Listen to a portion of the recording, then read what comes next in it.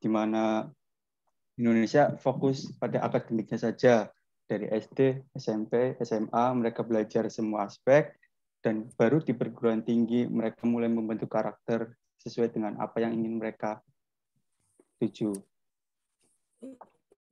Tingkat pendidikan di Indonesia. Semakin tinggi pendidikan seseorang, maka ilmu yang dipelajari akan lebih spesifik dan fokus pada satu profesi atau jurusan yang diambil. Seperti digambar bahwa misal di SD ilmu yang kita pelajari hanya sedikit, dan semakin ke atas maka akan semakin banyak ilmu yang kita pelajari. Apa itu logika filsafat? Logika filsafat adalah pengakuan berpikir secara sahih dan menarik kesimpulan dengan cara memahami makna atau nilai pengetahuan yang membahas prinsip-prinsip keilmuan. Kita ambil kata logika. Logika merupakan kegiatan berpikir yang mempunyai karakter tertentu dalam menemukan kebenaran. Dan cirinya adalah penalaran yang logis dan bersifat analitik. Logika ada dua, yaitu logika induktif, di mana penarikan kesimpulan dari kasus individu menjadi bersifat umum.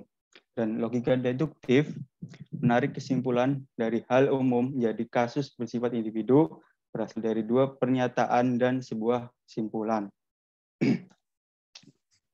Kriteria kebenaran. Ada 3 teori, yaitu yang pertama ada teori korespondensi, di mana pernyataan dianggap benar apabila materi pengetahuan berdasarkan objek yang dimaksud.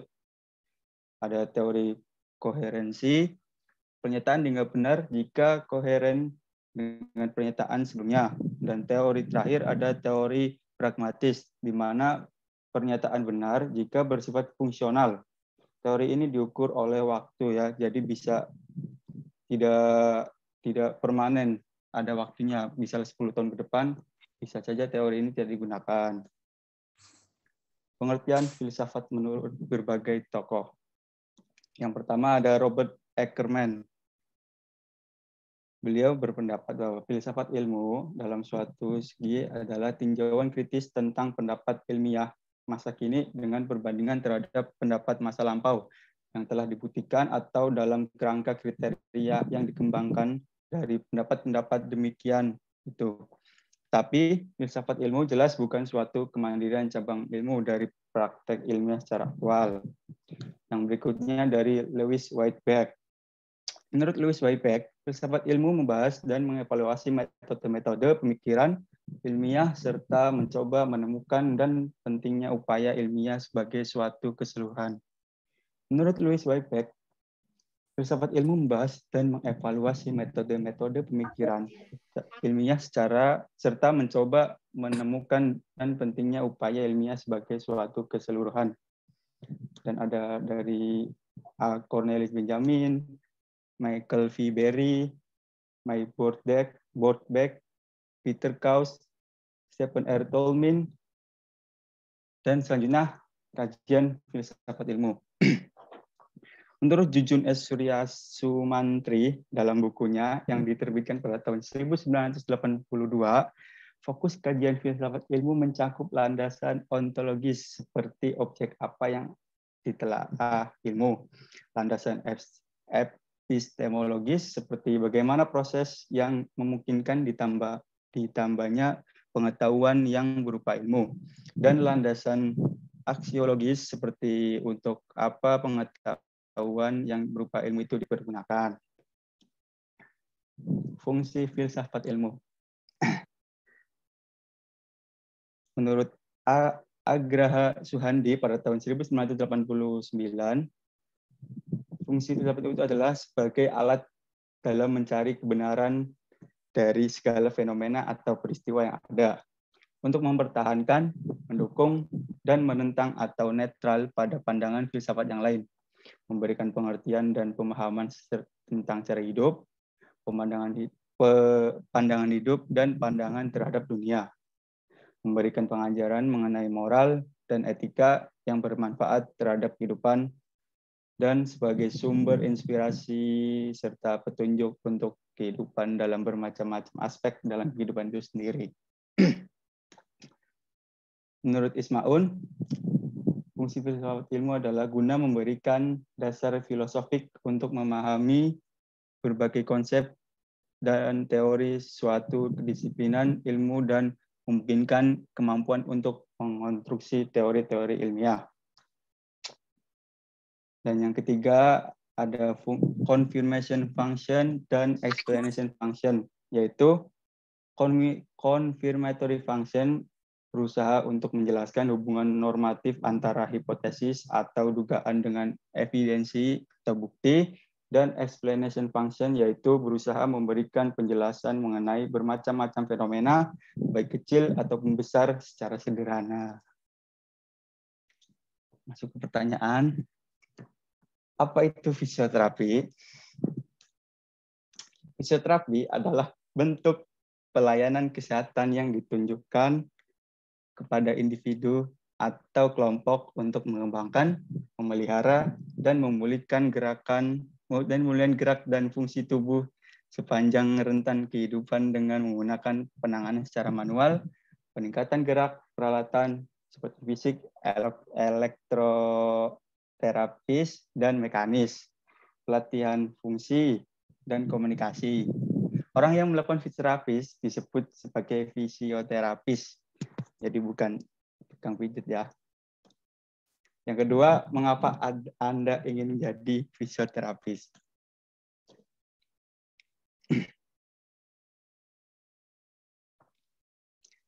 Yang pertama, ingin meningkatkan tingkat kesehatan masyarakat, terutama di daerah-daerah yang minim fisioterapis. Karena kita tahu bahwa di Indonesia tidak merata tentang kesehatan. Ada beberapa daerah-daerah yang masih kekurangan tenaga kesehatan.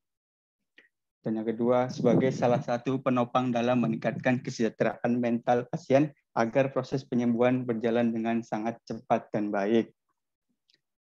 Yang ketiga, adanya peluang kerja yang besar dan menjanjikan disebabkan minimnya fisioterapis di Indonesia.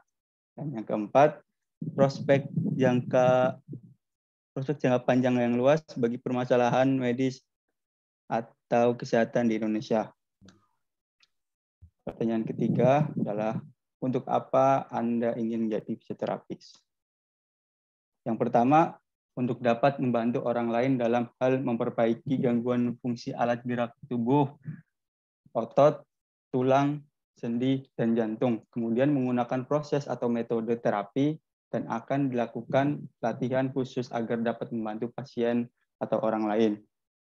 Yang kedua, dapat meningkatkan kesehatan, pencegahan, dan pemulihan penyakit, serta pemulihan gangguan sistem gerak. Yang ketiga, memiliki peluang kerja yang besar karena pekerjaan fisioterapis ini membutuhkan keahlian khusus yang tidak semua orang bisa melakukannya karena harus oleh orang yang ahli dalam bidang ini. Dan yang keempat, dapat memiliki bisnis sendiri karena ahli fisioterapis bisa membuka klinik terapi sendiri, pusat kebugaran, dan dapat berkonsultasi tentang terapi fisik. Hal-hal yang dapat dilakukan oleh seorang fisioterapis saat menghadapi situasi pada saat ini yang serba online atau di rumah saja, yaitu yang pertama, meningkatkan konsultasi dalam sistem online terlebih dahulu. Jadi kita memberikan pengarahan, memberikan anjuran-anjuran kepada pasien melalui sistem online, bisa melalui WhatsApp atau telepon dan berbagainya. Yang kedua, melakukan asesmen pelayanan penilaian situasi, kondisi di fasilitas pelayanan kesehatan seperti rumah sakit, puskesmas, klinik, dan lain-lain. Yang ketiga, jika memungkinkan offline, kita tetap menggunakan APD atau alat pelindung diri dan tetap mengutamakan protokol kesehatan yang sudah dianjurkan oleh pemerintah. Yang keempat, menghentikan kegiatan home visit terlebih dahulu. Apa itu home visit? Jadi kalau pelayan biasa itu kan pasien datang ke kita. Kalau home visit, kita yang datang ke pasien untuk melakukan penyembuhan atau pelayanan. Dan yang terakhir, tetap melakukan edukasi kepada masyarakat untuk tetap menjaga kesehatan dan melakukan latihan saat di rumah. Terima kasih. Sekian dari saya.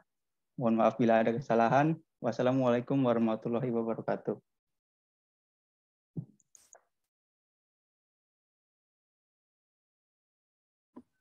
Baik, demikian presentasi. Ya, ada pertanyaan nggak?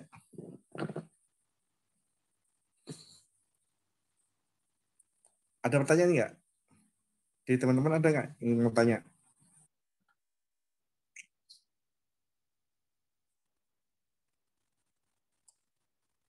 Halo?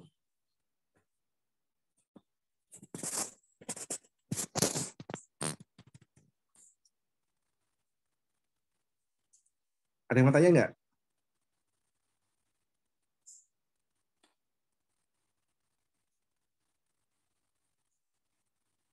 Oke, kalau nggak ada, saya boleh tanya nggak? Halo? Boleh, Pak. Ya, oke. Coba buka eh, di di aneka atau slide yang ketiga coba.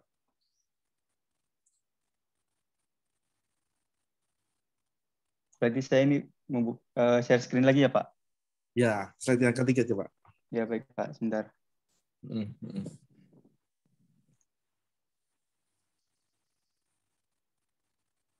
Ini, Pak. Ya, oke, diperbesar ya.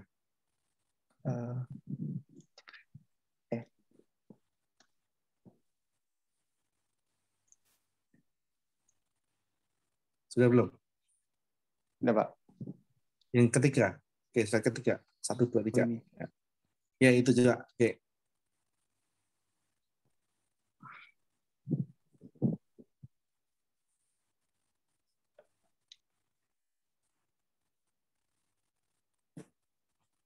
Revolusi industri tahun ke tahun mengalami perkembangan.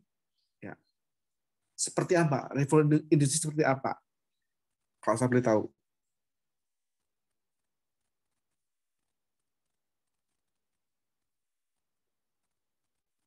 Halo?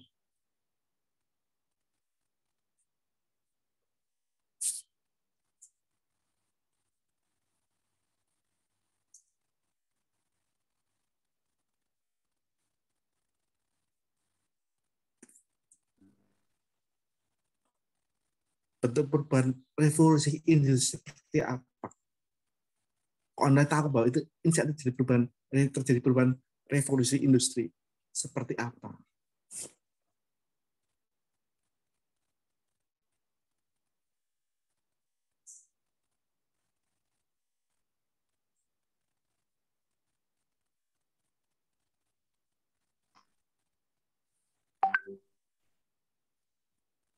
Contoh realnya sebuah revolusi industri.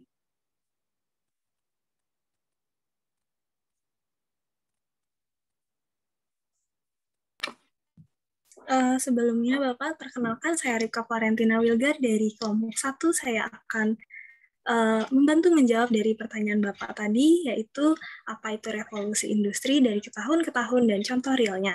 Jadi, revolusi industri merupakan perkembangan industri dari tahun ke tahun, dari zaman dulu hingga era sekarang, yang mengalami di mana industri atau seperti teknologi itu mengalami perkembangan yang sangat pesat. Contoh realnya itu seperti misalnya televisi.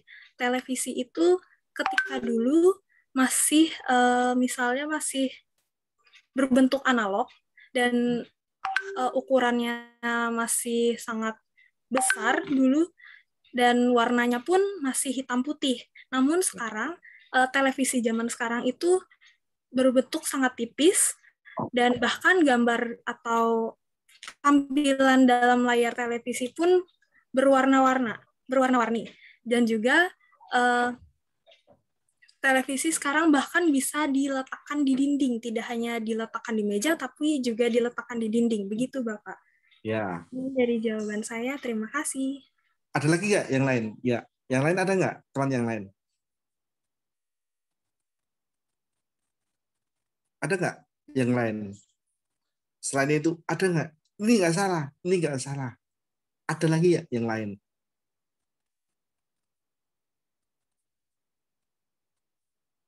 Apa maknanya ini apa? Perubahan sebuah revolusi industri ini apa maknanya?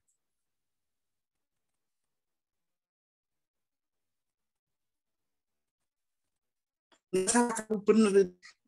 Nggak salah nih. Kamu menjawab benar nih. Logikanya udah masuk itu. Tapi ada yang lebih. Pasti ada yang lebih.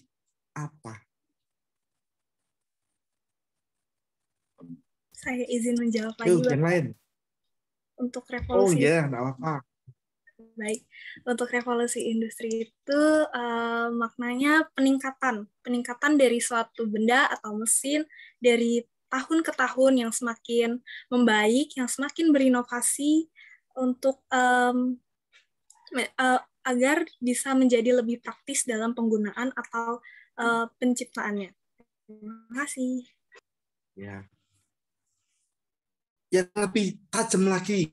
Yang lebih tajam lagi. Sudah benar, tapi yang lebih tajam lagi.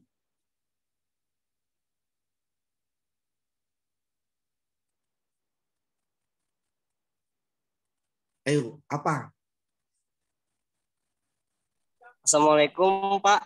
Saya Nugraset Ramadan dari kelompok 1 ingin membantu teman saya menjawab untuk apa ya Pak ya? Saya mohon maaf belum bisa on cam karena saya lagi berada di rest area. Nah, untuk yang lebih tepatnya yang saya kira dari pertanyaan Bapak itu pekerjaan yang telah kita lakukan dari masa ke masa.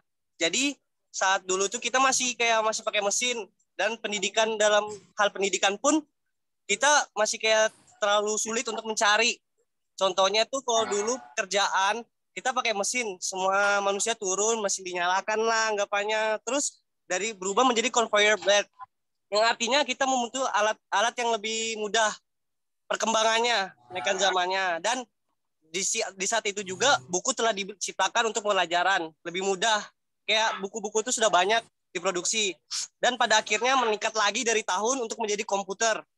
Nah, komputer ini pekerjaan tidak terlalu susah lah anggapannya Pak. Jadi kita masih bisa menggunakan komputer, mencari materi pun lebih gampang untuk pembelajaran di dunia pembelajaran dan di dunia kesehatan. Dan akhirnya berubah menjadi cyber physical system, yang artinya menggunakan cyber fisik, yang artinya kita bisa menggerakkan alat dengan bantuan diri kita. Jadi seperti itu. Nah, saya ada tambahan satu.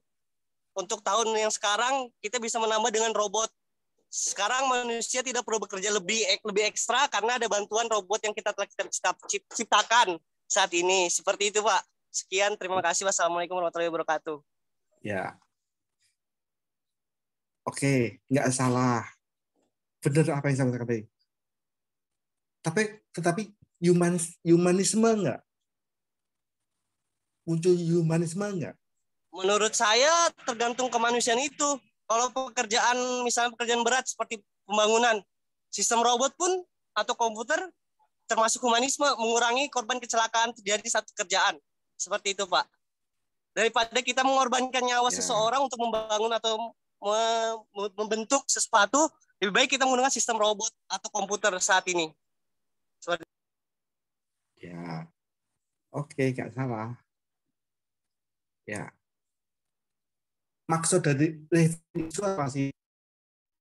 Kita diajak untuk smart, cerdas.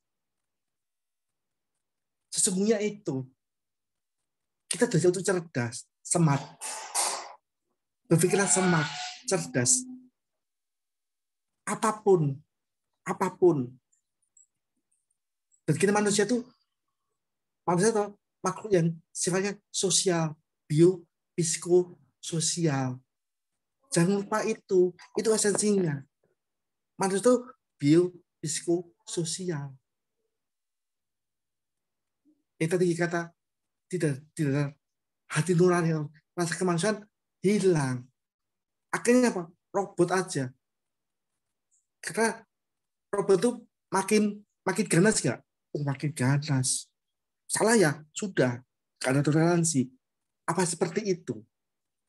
Itu loh yang ingin saya coba untuk sama-sama kita mengkritisi. Nggak salah, benar. Tapi tadi sifat kemanusiaan hilang. Kalau hilang bagaimana? Mau seperti robot? Monggo. Itulah ya. Artinya bahwa sebuah revolusi benar bagus, tetapi humanistik enggak? Memanusiakan manusia enggak? Kalau enggak, tadi hilang. Rasa kemanusiaannya hilang. Kalau hilang, sosial budayanya hilang semua. Apa yang terjadi? Kalau semua hilang, ya bukan manusia lagi. Ya. Oke, slide berikutnya. Tolong, slide berikutnya. Oke, slide berikutnya, Mbak. Bawah lagi, bawah. Oke. Oke, stop di sini. Yang bawah tadi, yang atas, Mbak. Atas, Mas, atas. Ya. Ya. Kegiatan berpikir, ya. Kegiatan berpikir prinsip keilmuan. Anda belajar anatomi, ya enggak? Belajar anatomi, Anda belajar. Nah, kenapa Anda belajar ini? Kenapa? Untuk apa?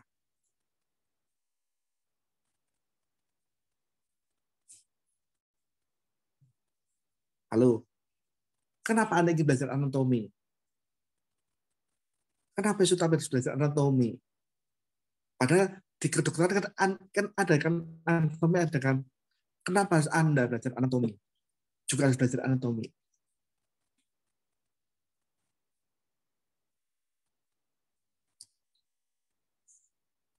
Halo?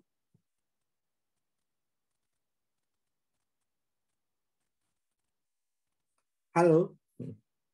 Ya Pak, bisa diulangi Ya. untuk pertanyaannya Pak. Kurang putus-putus suaranya Pak di saya. Oke. Kenapa Anda harus belajar anatomi? Kenapa harus? Ya. Karena itu kan prinsip keilmuan tadi. Prinsip-prinsip keilmuan. Kalau saya bertanya, kenapa Anda belajar anatomi?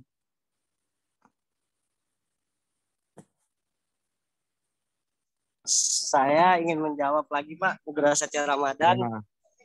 Ya. Di sini kita sebagai mahasiswa fisioterapi harus wajib mempelajari anatomi. Karena kalau kita tidak mempelajari anatomi, kita nggak bisa tahu cabang-cabang biologi dalam tubuh kita, Pak. Seperti tulang, rahang, atau saraf-saraf yang ada di kita dan sel-selnya terjadi itu, Pak. Jadi misalnya kita tidak mempelajari itu, sama saja kita hidup tanpa ada berjalan. Kalau pemikiran saya, kayak misalnya salah satu anatomi itu salah satu pelajaran penting dalam pembelajaran fisioterapi. Jika kita tidak mempelajarkan itu, berarti kita tidak bisa bergerak untuk lebih lanjutnya lagi, Pak. Dari situ kalau saya sendiri, Pak. Oke. Saya nggak salah. Ya, monggo silakan. Ya. Baik, saya akan menambahkan jawaban dari Nugraha tadi. Jadi, mengapa kita perlu belajar anatomi? Karena dalam fisioterapi itu kita manusia tuh perlu memahami fungsi-fungsi dan struktur tubuh manusia melalui ilmu anatomi. Nah, untuk misalnya dari perkembangan ketika zaman dahulu itu ada biasanya manusia purba namanya kan.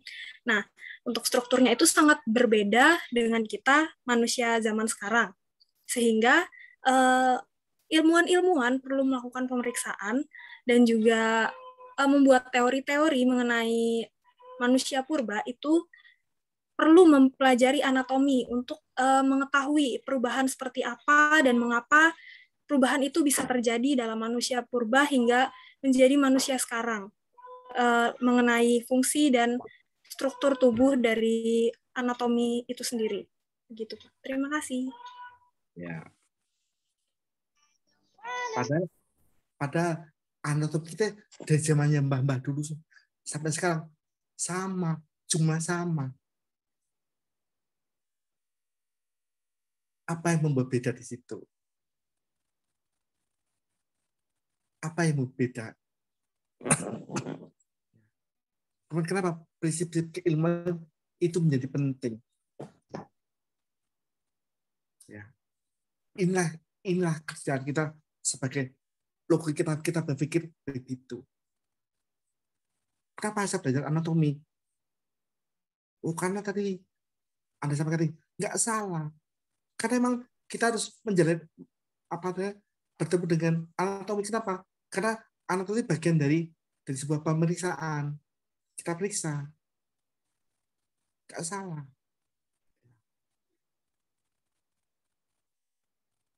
Kenapa belajar anatomi seperti itu? Oh, harus membaca begitu. Ya memang begitu. Membaca, kemudian memahami, bahkan harus hafal di luar kepala. Karena itu adalah bagian dari profesi kalian, atau fisioterapi bagian dari belajar anatomi, bagian dari sebuah keprofesian nantinya. Oke, lanjut step berikutnya. Lanjut lagi berikutnya.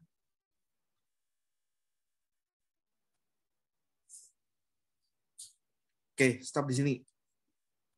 Oh, di sini.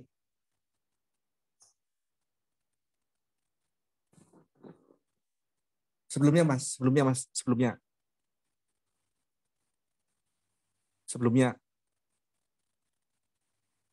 ini, ya. Ini loh, ya. Pemikiran ilmiah. Kenapa harus ilmiah? Seperti apa ilmiah itu? Seperti apa?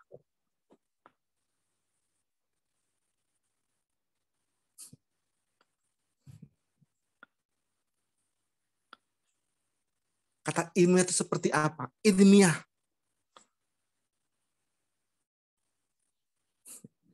Kan selalu ketemu kan, oh saya belajar ilmiah. Apa? Kata ilmiah itu apa? Makanan. Bukan Pak. Ilmiah itu bukan makanan, Pak. Barang. Bukan, Pak. Tapi apa? Kata ilmiah itu apa? Saya izin menjawab, Pak. Ya. Jadi ilmiah itu adalah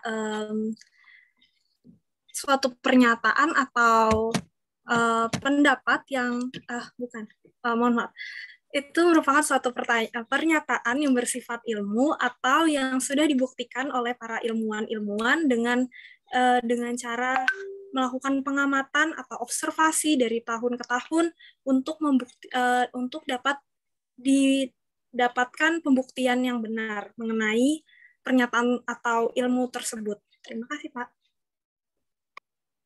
Ya. Nggak salah. Bagus itu. Bagus. Apalagi kata ilmiah itu apa? Ilmiah. Yang lebih apa? Nggak salah, Mbak. Kamu nggak salah. Yuk, yang lain.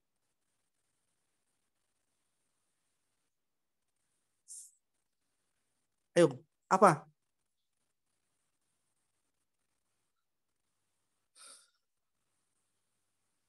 Apa itu ilmiah?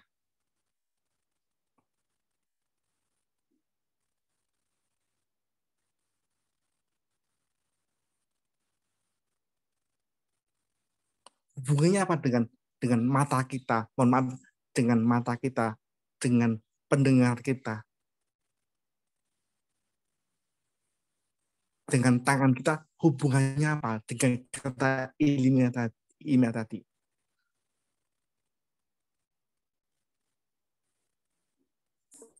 Nyata, Pak. Iya, nyata. Seperti apa? Masih belum esensinya. Karena filosof. Karena kita belajar filosof. Kalau udah filosof itu udah ketemu, pokoknya ya sudah itu, nggak bisa diapa-apain. Contoh gambarnya gini nih. Dulu Anda belajar anatomi ya, boleh kalau boleh ya. Belajar fleksi ekstensi ya nggak? Halo? Belajar fleksi ekstensi. Awalnya nggak betul. Apa tuh fleksi? Oh, fleksi itu gerakan mendekat tubuh. Ekstensi gerakan menjadi tubuh. Itu esensinya itu. Oh, fleksi itu gerakan mendekat tubuh. Ekstensi gerakan menjadi tubuh. Itu. Nah, kata ilmu itu apa? Bisa ditangkap dengan indera. Bisa ditangkap dengan indera. Itu ilmiah itu.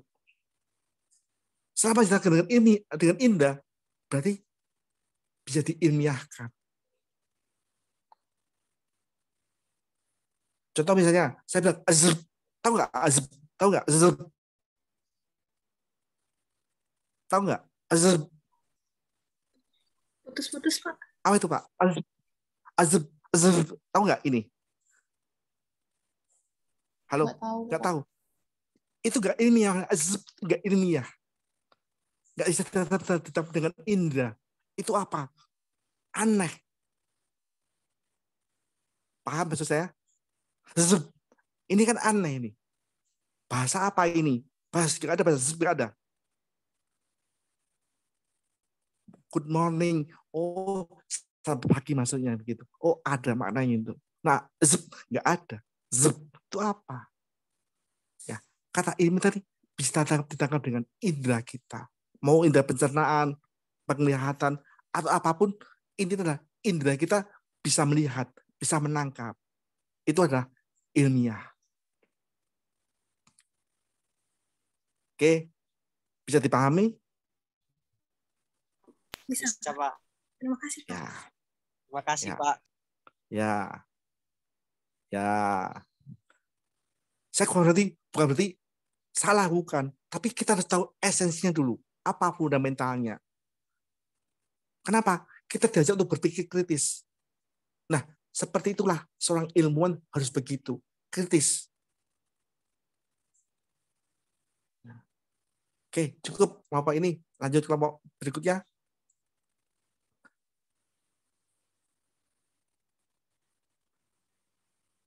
Baik, terima kasih atas pertanyaan yang telah Bapak sampaikan dan juga terima kasih atas perhatian dari teman-teman dan Pak dosen sekalian. Demikian presentasi dan jawaban dari kami. Mohon maaf apabila ada penggunaan atau kata-kata yang kurang berkenan di hati teman-teman dan Bapak sekalian. Terima kasih. Selamat sore. Ya. Oke, lanjut. Kelompok apa lagi yang mau maju? Mohon untuk host, tolong jadikan saya host.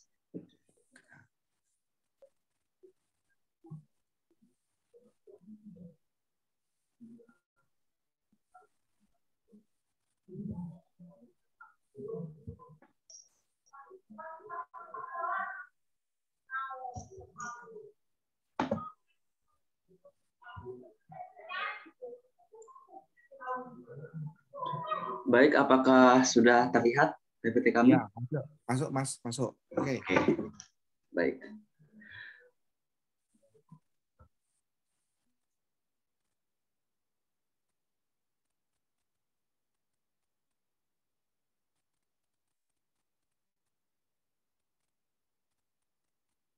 Yang diberikan kepada kami dari minggu lalu mengenai fisioterapi kekinian. Berikut anggota-anggota dari kelompok 2, yaitu Rosalia Putri, Laila Widat, kemudian Hana Bila, Fitri Kurniasari, Alfreda Fitriana, Mutiara Anisah, Dia Retno, Wahyu Andriawan, Adinda Putri, Pranidia, dan Keisha. Baik, langsung ke materi. Apa itu fisioterapi? Fisioterapi ialah bidang pelayanan kesehatan, khususnya sistem gerak yang ditujukan kepada individu atau kelompok guna mengembangkan, memelihara, serta memulihkan gerak dan fungsi tubuh. Fisioterapi ialah suatu upaya memengaruhi DNA untuk secara alamiah memberikan respon atas perubahan lingkungan. Fisioterapi memberikan tindakan rehabilitasi dalam menangani keterbatasan fisik yang dapat disebabkan oleh cedera atau suatu penyakit. Kemudian wujud fisioterapi itu apa saja sih? Wujud fisioterapi itu diwujudkan dalam beberapa bidang spesialisasi, diantaranya fisioterapi pediatrik dan fisioterapi biopediatrik dan fisioterapi pediatrik dan obgyn. Kemudian yang kedua fisioterapi muskuloskeletal, kemudian fisioterapi neuromuskular, fisioterapi kardio dan pulmonal, fisioterapi geriatrik, fisioterapi kesehatan wanita, dan fisioterapi olahraga.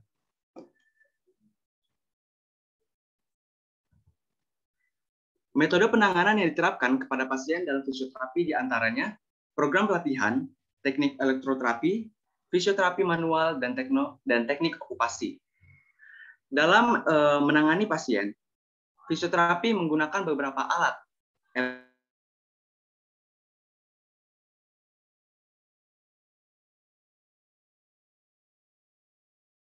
Ultrasound, electrical stimulation, diathermy, ES, dan extracorporeal shock wave therapy.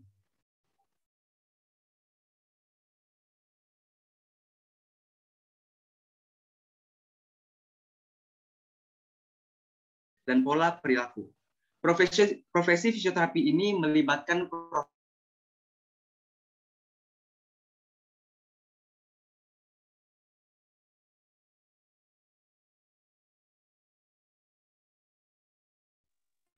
Putus-putus, Mas.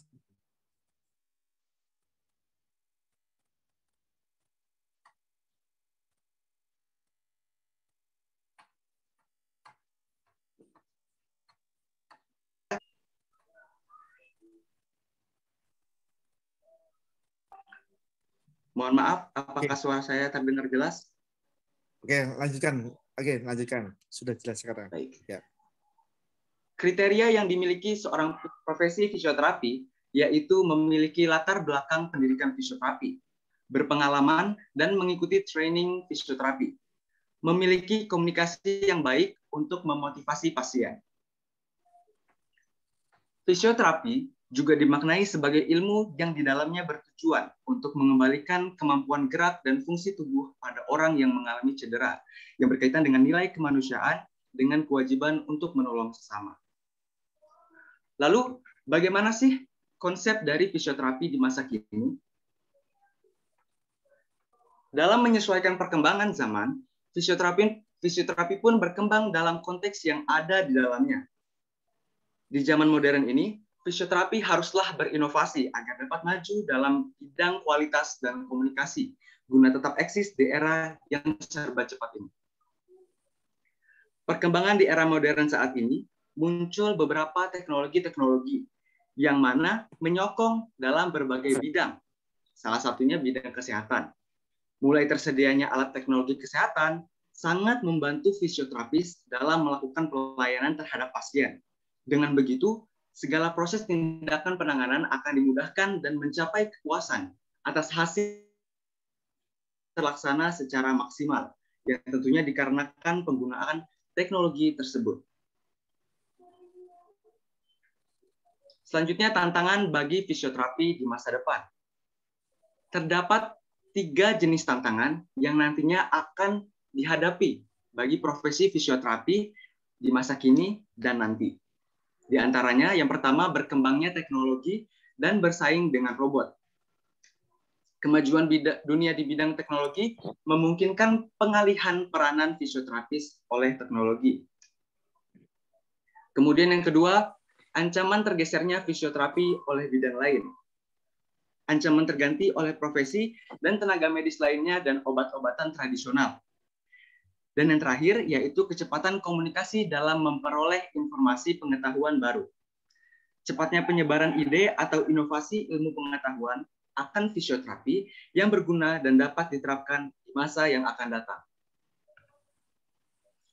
Kemudian, solusi-solusi bagaimana sih yang dapat diterapkan?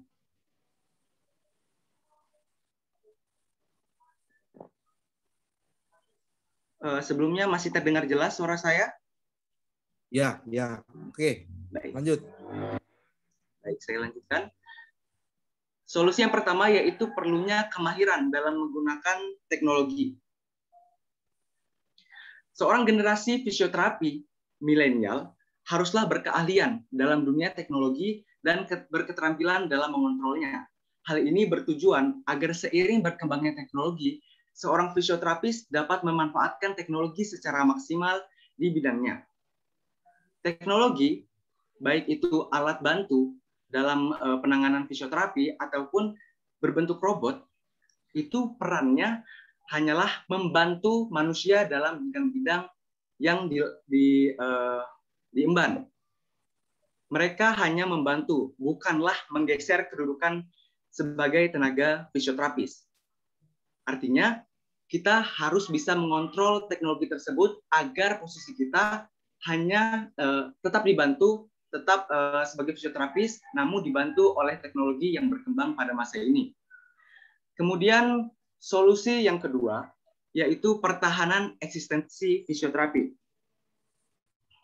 Dalam mempertahankan eksistensi fisioterapi, fisioterapi harus memberikan edukasi kepada masyarakat bahwa dalam penanganan serius memerlukan adanya cara, alat, dan metode pengobatan yang disahkan sesuai ilmu pengetahuan bidang kesehatan. Hal tersebut dilakukan guna memaksimalkan tindakan dan meminimalisir penyakit baru. Fisioterapi kekinian juga diperjuangkan secara alamiah. Dilakukan dengan terus memperjuangkan arah dan jenjang bidang fisioterapi di Indonesia. Untuk mendapatkan fisioterapi harus meraih gelar postdoktoral sebagai jenjang tertinggi. Kemudian juga terdapat jalur legal perundangan, yaitu melalui jalur ini akan ada aspek legalitas profesi fisioterapi. Legalitas di sini membenarkan segala bentuk eksistensi fisioterapi yang tidak bisa diserupai atau digantikan oleh kelompok lainnya. Dan solusi yang terakhir yaitu saling menjalin komunikasi dan kerjasama.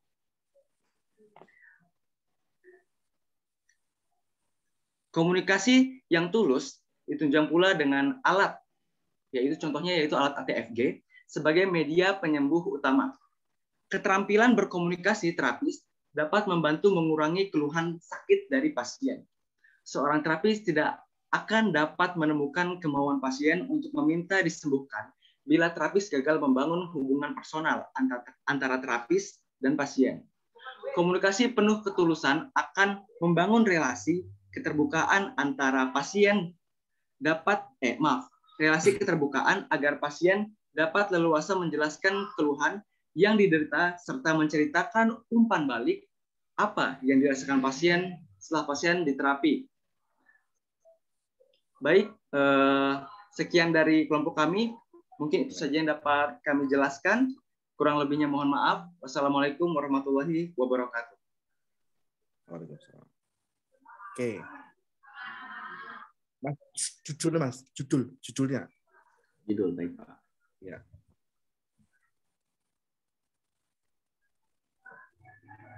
Apa maknanya ini apa? Kak saya beritahu apa maknanya ini?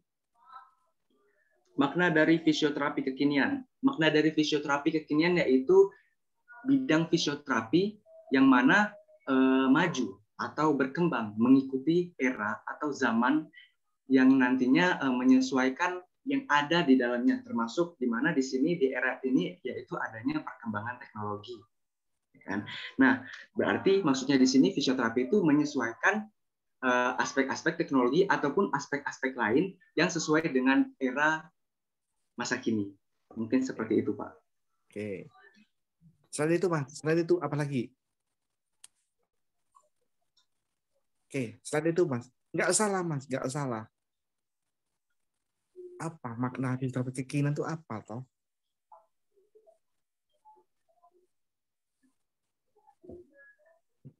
Kan ditanya, apa tuh maksud fisioterapi kekinian? Kata kekinian itu apa toh? Baru ya. Kekinian itu kan baru ya.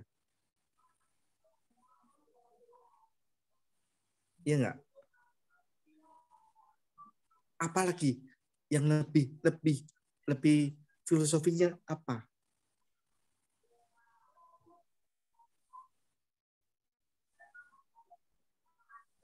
Apa? Yang lebih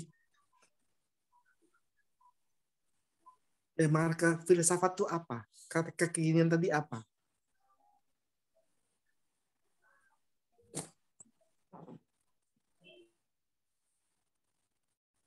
Halo, yang lain. Silakan kamu, yang lain.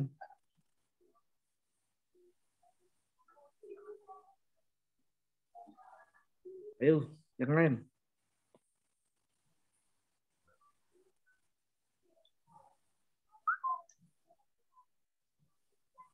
Ayo, apa? Sudah capek ya? Sudah sore ya?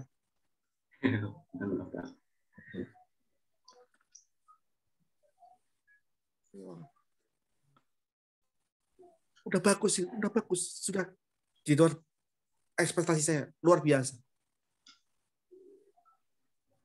Arsitektur luar biasa, Anda sudah harusnya nggak usah 4 tahun, cukup 2 tahun Anda selesai aja. Kan udah tahu kan, fisioterapi ini udah tahu kan, kenapa harus 4 tahun? Ya. Kan di video ada tentang fisioterapi, ada di beberapa tentang dokumen ada semua. Kenapa harus Anda menunggu 4 tahun? Apa makna kekinian itu apa?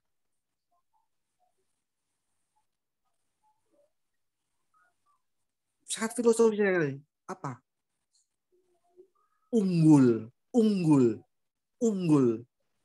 Kekinian itu unggul. Anda kalau unggul, Anda pasti nomor 1 terus, gak ada nomor 2, gak ada. Nomor 1 terus. Makanya unggul. Anda jadi terlihat unggul. Yang nomor 1. Kecap tuh gak ada nomor 2. Kecap yang nomor 1. Ya nggak? Semua apapun harus unggul. Harus nomor 1. Itulah filosofinya. Ya, kata itu unggul. Dan Anda baca di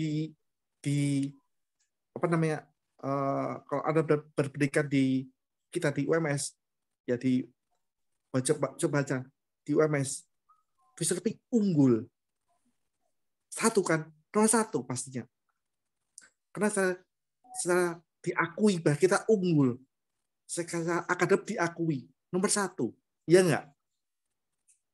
Ya inilah buktinya Anda dikatakan unggul tadi. Ya, secara akademik Anda nomor 1, bukan nomor 2, bukan, tapi nomor 1.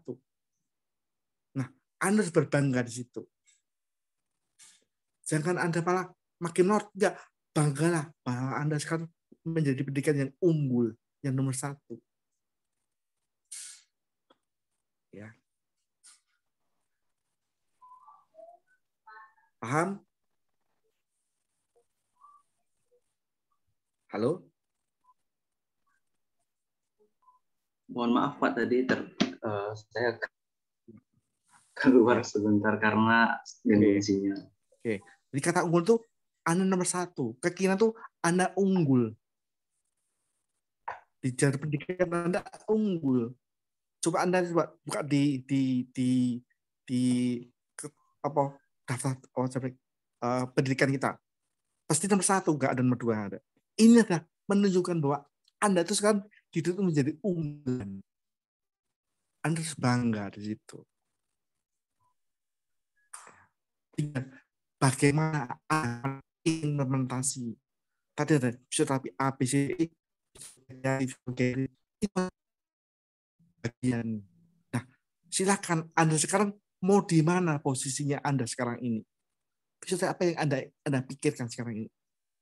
Nggak usah nunggu-nunggu tadi. Nggak nunggu 4 tahun. Salah. Cukup 2 tahun Anda harus selesai.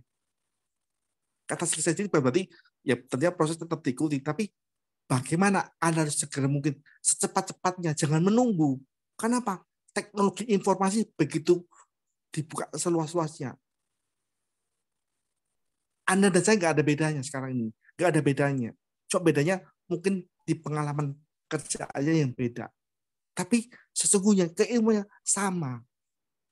Anda baca fisioterapi sekarang, buka coba, buka aja. Nah, tinggal berapa banyak Anda sudah mulai membaca tentang fisioterapi itu sudah banyak. Ya. Gampangnya gini ya. Kalau saya kan, Anda kan mahasiswa saya kan, ya nggak? Anda kan mahasiswa saya. Ada berapa mahasiswa di saya? Ada berapa? Ada 200 mahasiswa kan? Artinya saya sudah membaca 200 artikel. Saat ini sudah saya baca 200 artikel. Secara tanpa sadar sudah membaca karena Anda memberikan ke saya informasi ini Pak. Tanpa sengaja saya sudah membaca semuanya itu. Itulah. Inilah kemajuan teknologi. Tapi tadi harus ada esensinya apa? Smart tadi, cerdas tadi. Jadi bagaimana kita menyikapi tentang perkembangan sebuah teknologi, sebuah informasi Itu yang penting. Anda kalau nggak punya kearifan atau humanisme, Anda tidak akan ditinggalkan. Ya. Itu Mas, cukup untuk yang kalau ini. Lanjut kelompok berikutnya. Baik, terima kasih banyak Pak. Ya, oke.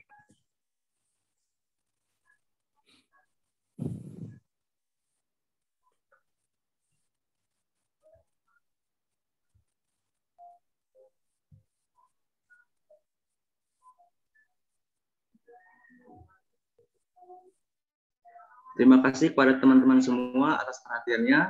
Mohon maaf apabila ada kesalahan atas tutur kata ataupun perilaku yang kami lakukan. Sekian, wassalamualaikum warahmatullahi wabarakatuh. Waalaikumsalam.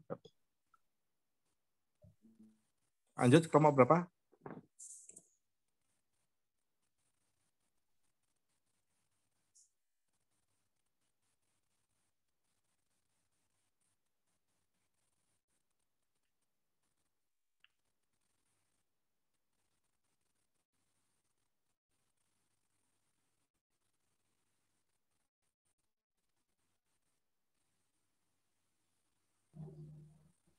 Izin bertanya, apakah suara saya sudah masuk, Bapak?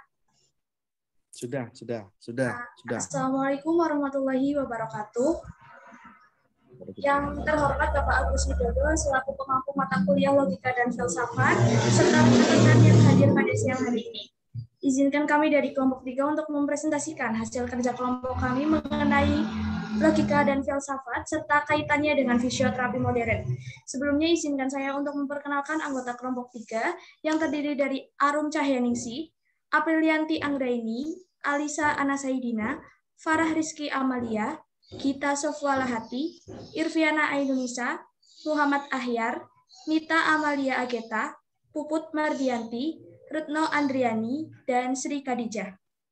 Selanjutnya adalah sesi pemaparan materi yang akan disampaikan oleh rekan saya, Retno Andriani, Sri Khadijah, dan Aprilianti Anggraini. Kepada pemateri kami persilahkan.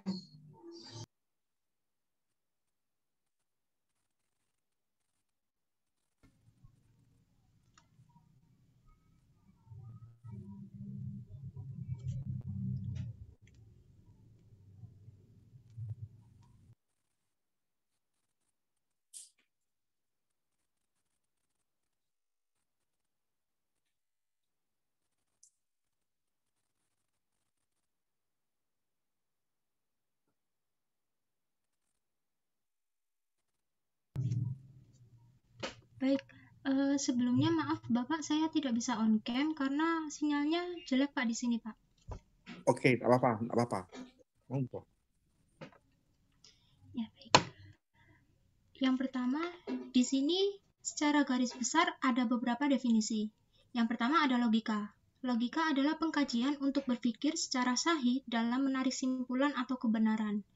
Yang kedua ada filsafat. Filsafat adalah usaha untuk memahami atau mengerti dunia dalam makna dan nilai-nilainya.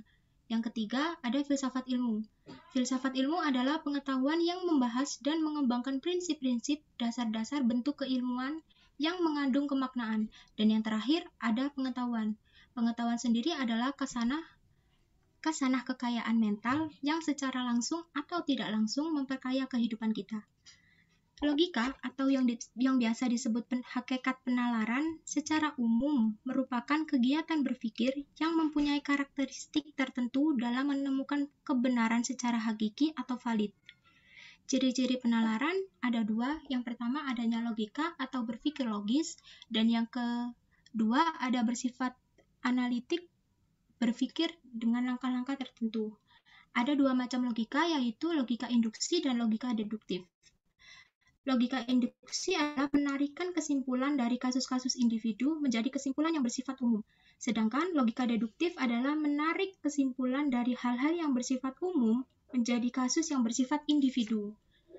Berikut ini adalah beberapa tokoh yang memberikan penjelasan mengenai filsafat ilmu. Antara lain ada Robert Ackerman.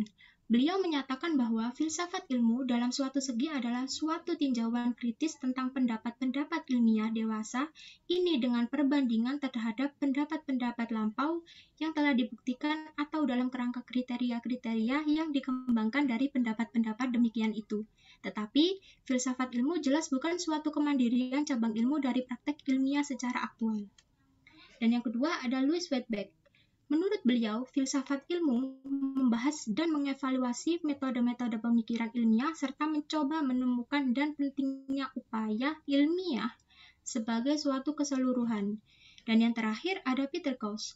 Menurut beliau, filsafat ilmu merupakan suatu bagian filsafat yang mencoba berbuat bagi ilmu apa yang filsafat umumnya dilakukan pada seluruh pengalaman manusia.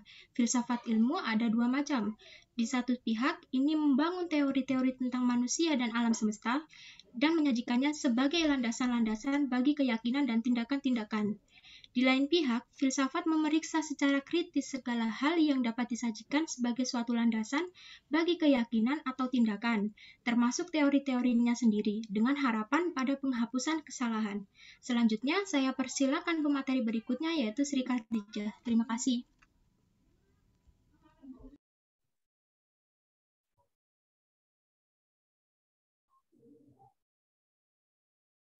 Baiklah, apakah suara saya terdengar dengan jelas? Jadi, di sini terdapat fungsi filsafat ilmu, yang mana fungsi filsafat ilmu tersebut memiliki 5 poin, menurut Agra Suhadi 1989, yang mana poin pertama, sebagai alat mencari kebenaran dari segala fenomena yang ada. Poin kedua, mempertahankan menunjang dan melawan atau berdiri netral terhadap pandangan filsafat lainnya. Pada poin ketiga, memberikan pengertian tentang cara hidup, pandangan hidup, dan pandangan dunia.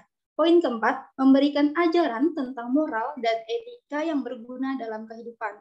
Pada poin terakhir, yaitu poin kelima, menjadi sumber inspirasi dan pedoman untuk kehidupan dalam berbagai aspek kehidupan itu sendiri, seperti ekonomi, politik, hukum, dan sebagainya. Kemudian, hal ini didasari oleh 2 poin, yaitu poin pertama, menurut Ismaun, untuk memberikan landasan filosofik dalam memahami berbagai konsep dan teori suatu disiplin ilmu dan membekali kemampuan untuk membangun sebuah teori ilmiah. Kemudian, yang kedua ada confirmatory dan explanation function. Pada confirmatory function, yaitu berupaya mendeskripsikan relasi normatif antara hipotesis dengan evidensi, sedangkan explanation function yakni berupaya menjelaskan berbagai fenomena kecil ataupun besar secara sederhana. Bisa dilanjut?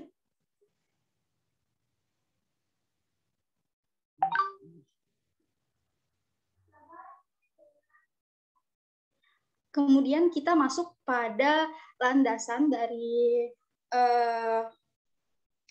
kita masuk pada 3 landasan ini. Yang pertama ada landasan ontologis, yaitu landasan fisioterapi adalah proses rehabilitas yang dilakukan agar seseorang terhindar dari resiko cacat fisik akibat cedera atau penyakit.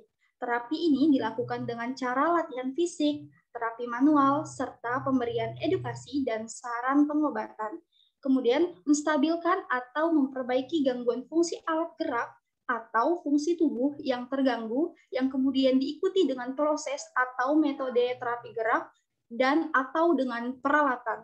Pada poin kedua, yaitu ada landasan epistemologis, yang mana dimensi pelayanan fisioterapi meliputi upaya peningkatan kesehatan, pencegahan penyakit, penyembuhan, dan pemulihan gangguan sistem gerak, dan fungsi dalam rentang kehidupan dari praseminasi sampai ajal, yang terdiri dari 2 upaya, yang mana upaya pertama yaitu sebagai peningkatan dan pencegahan, atau dengan nama lain promotif dan preventif.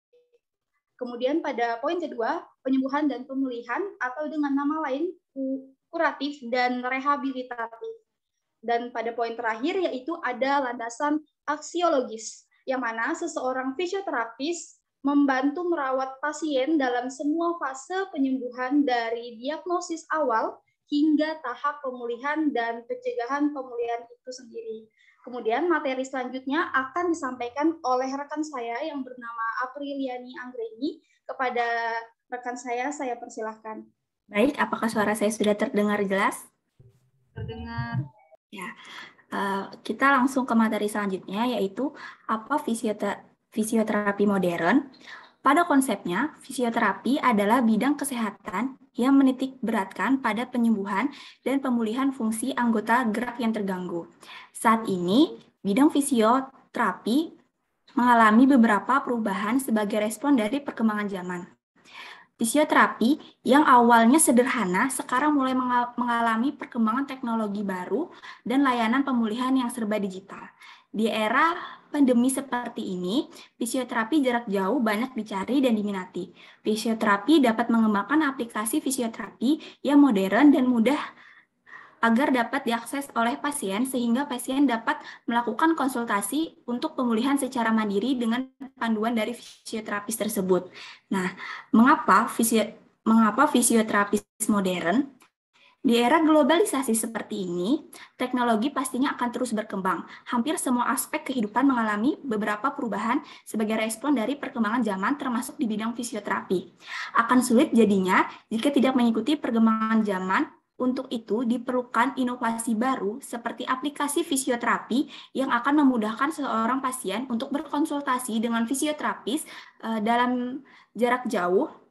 Pada zaman ini dan pada zaman yang akan datang, semua serba digital. Banyak hal yang dapat dilakukan hanya melalui sebuah smartphone. Nah, yang terakhir itu, untuk apa fisioterapis modern?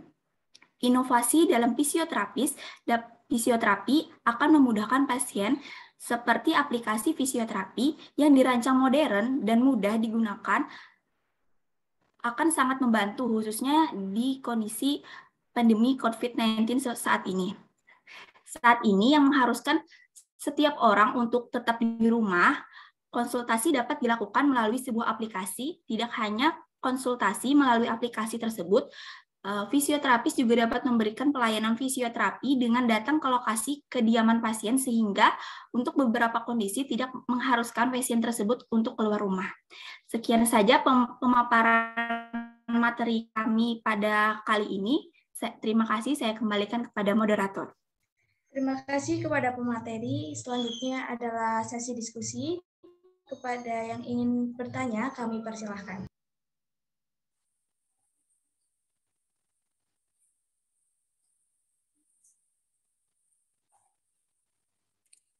Kalau saya bertanya, Mbak.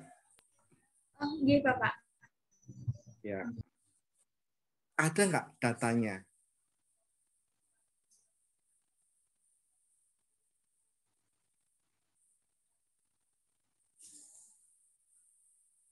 Ada contoh datanya nggak? Data tentang tadi, virtual tadi, atau kekinian tadi?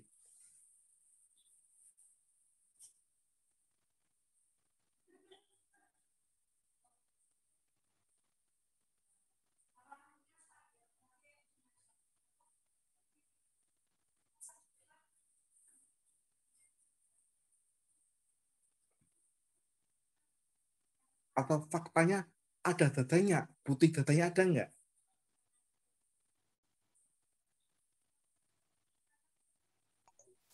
Izin menjawab, Bapak. Ya, silakan. Dari referensi yang kelompok kami baca, kemarin kami mendapatkan data dari seminar kesehatan digital yang diketuai oleh Cindy Verhoef dari Belanda dan Mark Melry dari Australia yang isinya membahas tentang teknologi terbaru dan pelayanan terbaru yang dikembangkan dalam bidang fisioterapi, Bapak. Itu kan luar negeri ya. Di kita aja, jangan jauh-jauh. Di kita aja. Ada nggak? Padahal Anda sudah melangit. Kok belum mendunia? Anda sampai ke langit ini. Ilmu Anda sudah sampai ke langit. Tapi kok belum membumi? Kenapa? Apa yang salah di situ? Apa yang kurang di situ? Saya aku simpel. Ilmu Anda sudah mendung, melangit. Jangkauannya sudah luas sekali Anda. Tapi kenapa nggak membumi? Kenapa?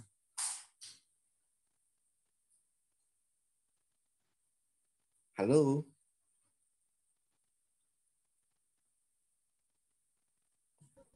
Mohon maaf Bapak, suaranya putus-putus Pak. Ya. Ilmu Anda sudah melangit, tapi belum membumi. Kenapa?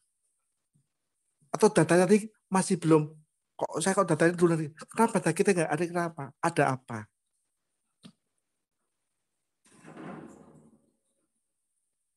Jangan-jangan Anda nggak dipakai. Karena terlalu maju. Izin menjawab Bapak? Ya, monggo. Iya, ini kemarin soal yang seperti aplikasi fisioterapi virtual itu setelah kita baca-baca terus yang kita masukkan ke PPT tadi seperti aplikasi fisioterapi itu masih buah dari pemikiran kita Pak. Jadi untuk realisasinya sepertinya sekarang ini belum ada. Tapi kita hanya membuat inovasi seperti itu Pak.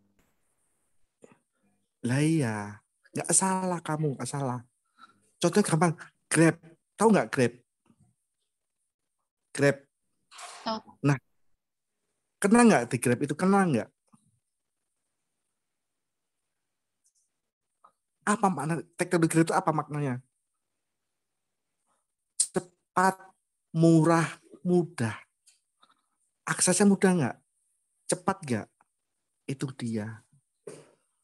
Artinya Anda nggak salah, nggak. Tapi inilah tuntutan zaman sekarang ini.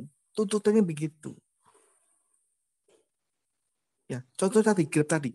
Nah, bisa nggak Anda menjadi fisioterapi seperti itu? Bisa nggak? Menjadi bagian kayak Grab, bisa nggak? Izin menjawab, Pak. Ya, monggo. Bisa, Pak. Karena saya dapat informasi dari Ikatan Fisioterapi Indonesia bahwa DIFI telah menerapkan Visio Go online. Dan kini masyarakat Indonesia dapat dengan mudah menemukan fisioterapi di tempat-tempat yang mereka tinggali, Pak. Nah, ini belum ada data atau presentasi ini belum ada ini. Ya, faktanya nggak ada ini. Bukan salah, nggak ada. Data kamu nggak ada yang mengatakan bahwa kata virtual, kata apa namanya masyarakat tadi mana? Contohnya mana? Halo, paham ya? Halo? Halo? Oke, Bapak. Jadi ini nggak boleh, nggak harus ada faktanya. Anda menamakan ini benar, tapi faktanya mana? Oh, saya dari membaca ini. Oke, bukti mana Anda membaca? Jurnalnya mana? Referensi mana? Nanti sampai mau ujian skripsi akan ditanya ini. Ya, kalau nggak percaya nanti deh tunggu 3 tahun 4 tahun lagi lulus akan diuji ini. Mana faktanya? Selalu itu. Kalau nggak bisa mendekat fakta, nggak lulus Anda. Ya, karena Anda belajar proses, ya inilah kenapa kita masih diajarkan, dipelajari. Proses by proses, bukan accident by proses. Nah, berarti tadi kan kata harus bisa diimplementasikan. Saya tunggu nanti 3 tahun deh. Apa yang kamu tulis tadi, saya tunggu 3 tahun. Ada nggak? Halo? Berani? Halo? Berani? Insya Allah, Bapak. Yakin? Jangan insya Allah.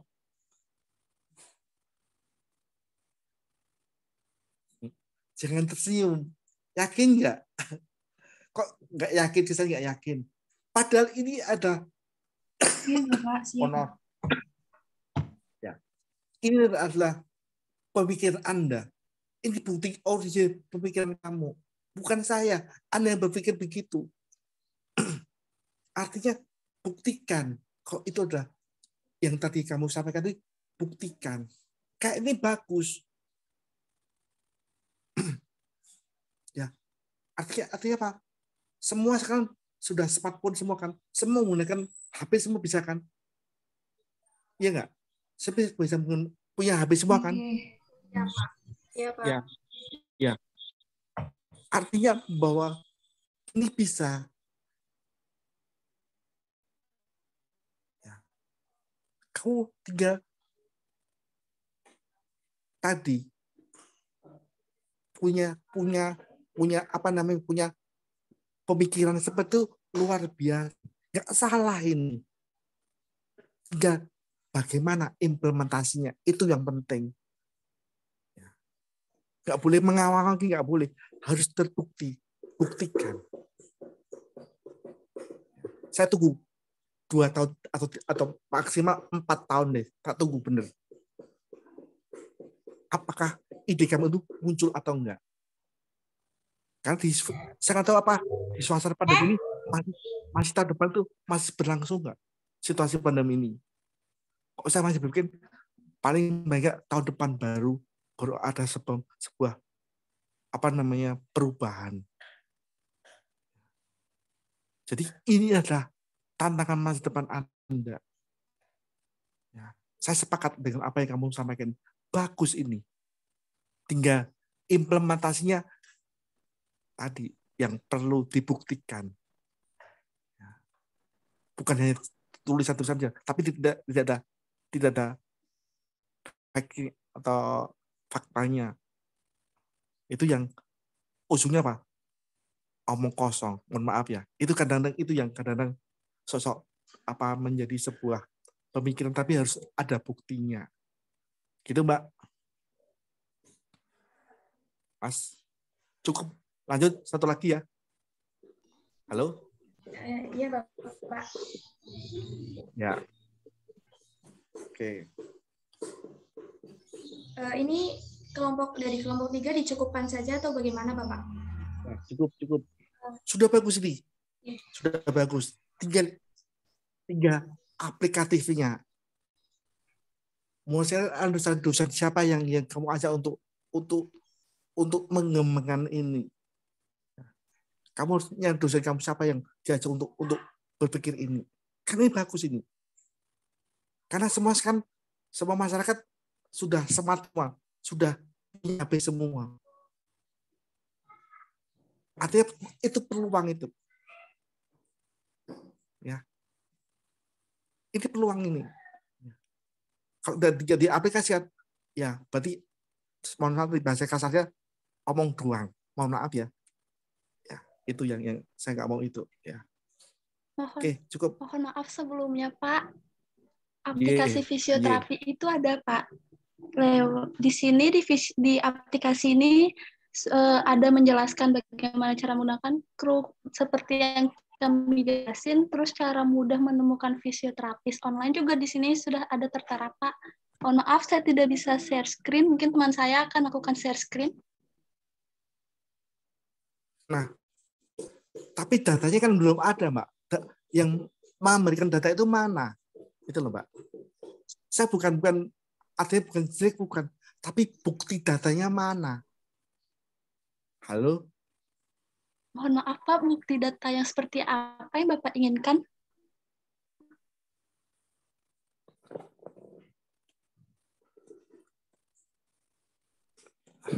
Oke.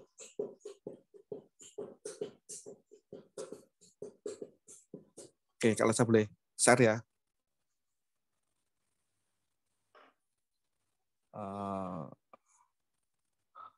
Oke, sebentar.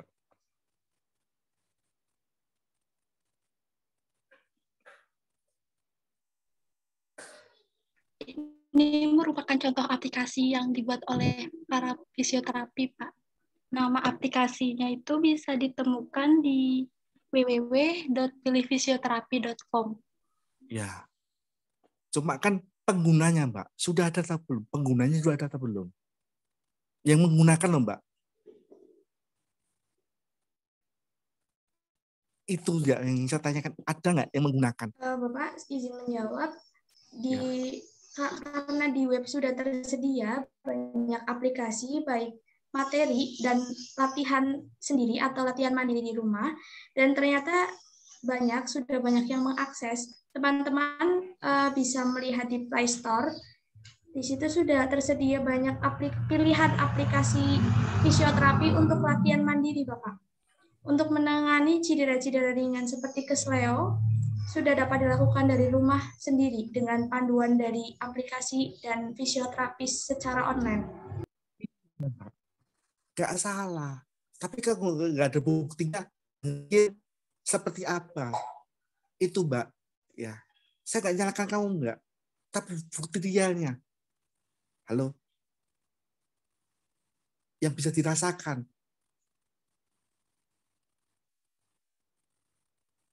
Yang bisa dirasakan, Mbak.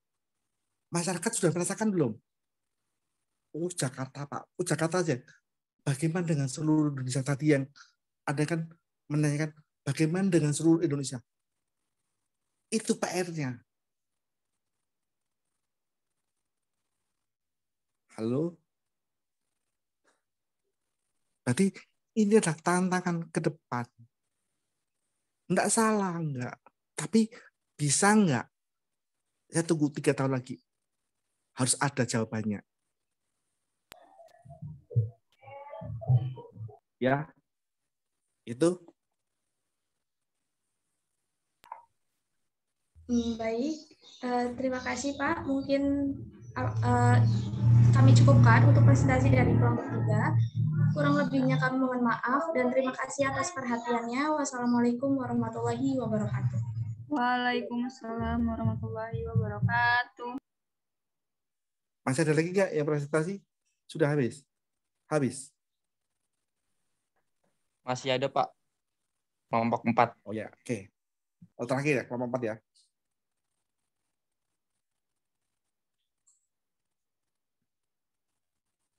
Ya, silakan.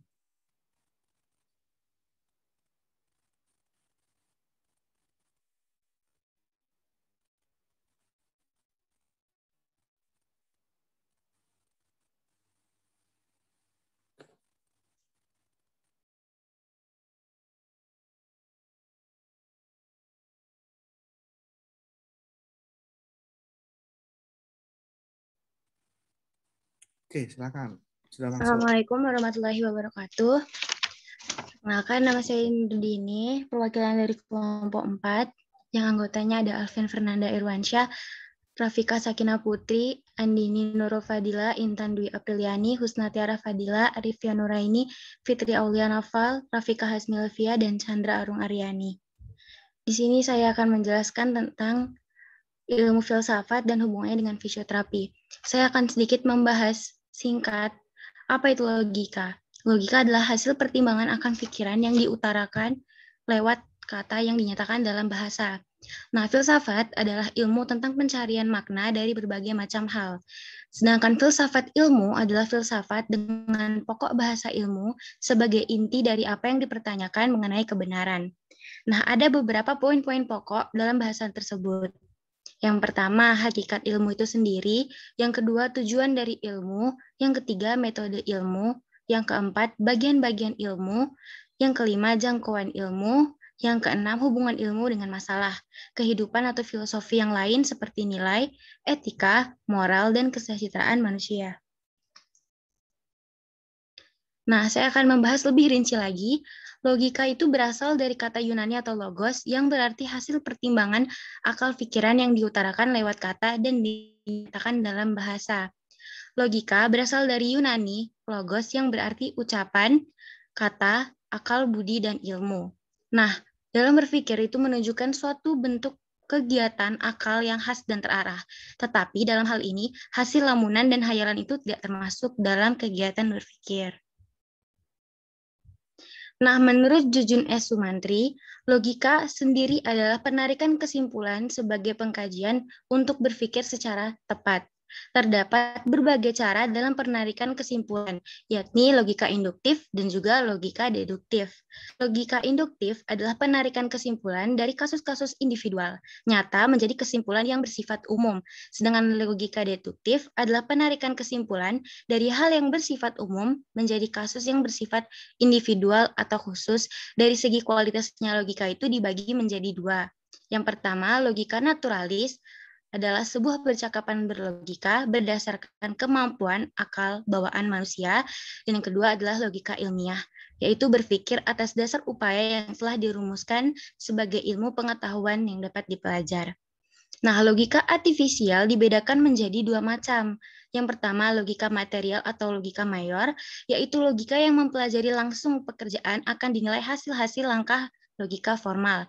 Selanjutnya, logika formal atau logika minor, yaitu logika yang mempelajari asas-asas aturan atau hukum-hukum berpikir yang harus ditaati agar dapat berpikir yang lurus dan mencapai sebuah kebenaran.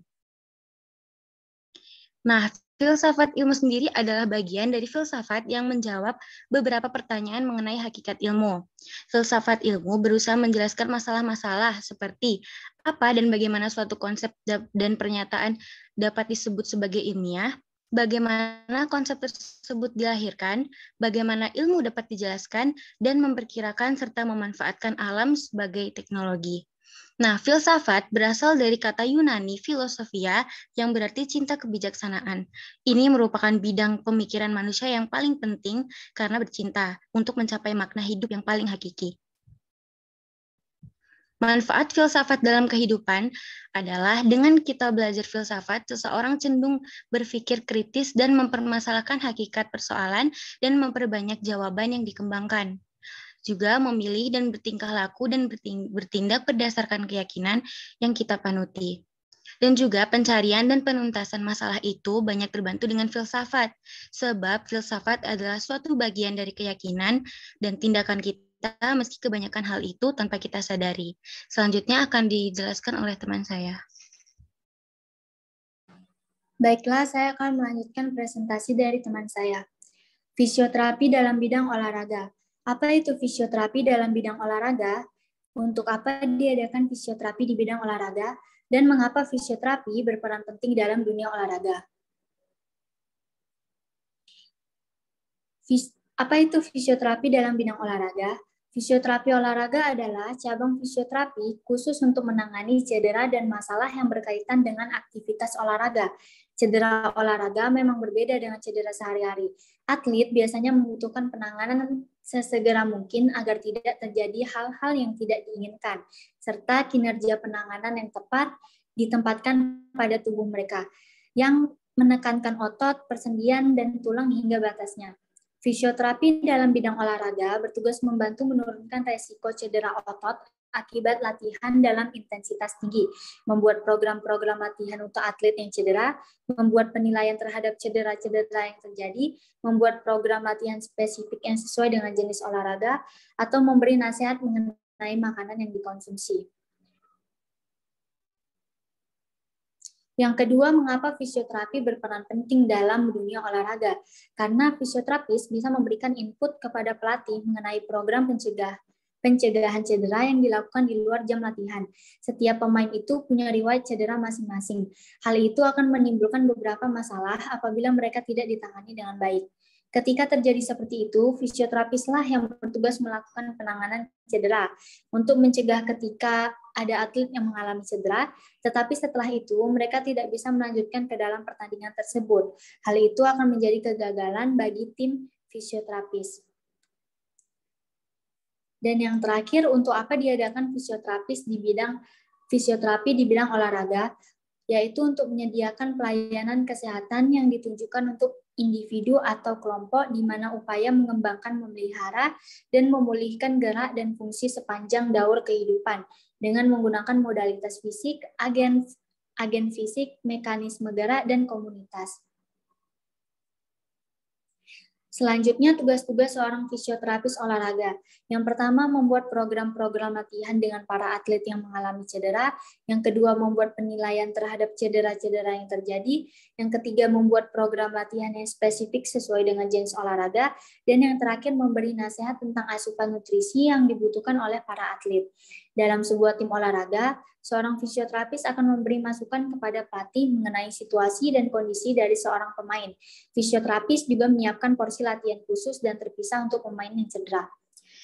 Sekian dari kelompok kami, kurang dan lebih saya mohon maaf, semoga apa yang kami sampaikan bermanfaat bagi kita semua. Saya akhiri dengan wabillahi taufik wal hidayah. Wassalamualaikum warahmatullahi wabarakatuh. Waalaikumsalam warahmatullahi wabarakatuh. Oke. Apa itu fisioterapi sport? Apa itu?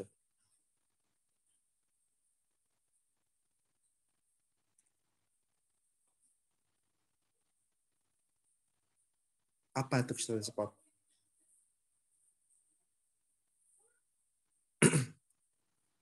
Dan bedanya apa dengan seorang guru olahraga? Sport kan ada kan? Guru olahraga kan ada kan? Apa beda dengan Anda? Ini kritis. Bedanya apa lagi dengan seorang pelatih? Dan bedanya apa lagi dengan seorang nutrisi? Kan di UMS juga ada seorang pendidikan gizi kan ada kan?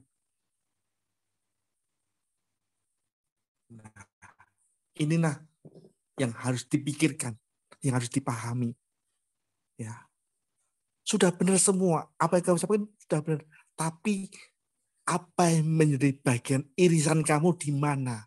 Itu yang penting. Ya. Artinya kamu ada bagian dari teamwork di situ. Tapi mana peran kamu di mana? Posisi kamu di mana? Itu yang menjadi hal yang harus dipikirkan. Ya. Adalah teamwork. Teamwork tuh nggak bisa kerja sendiri, tapi menjadi saling melengkapi di situ. Tapi bagaimana ciri khasnya seorang fisioterapi sport itu yang seperti apa? Halo?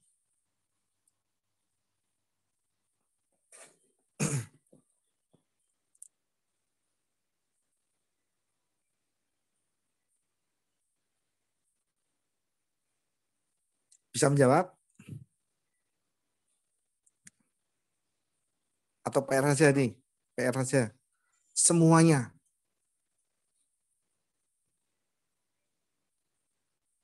Dan untuk menjawab ini, saya tunggu nanti di semester di 4 tahun yang akan depan. Ya. Apakah apa yang sudah kamu tulis ini menjadi kenyataan atau enggak? Ya. Itu saja yang saya sampaikan di pertemuan kali ini. Mohon maaf, ini sudah jam 5 ya. Saya cukup untuk pertemuan kali ini. Terima kasih. Saya tutup ya. Ya. Jadi ini ada PR kamu. Jawabannya 4 tahun atau 5 tahun yang akan datang. Tolong dijawab. Kamu menjadi apa? Oh, saya sport seperti apa? Itu ya. Oke. Terima kasih waktunya. Assalamualaikum warahmatullahi wabarakatuh. Waalaikumsalam. Terima kasih.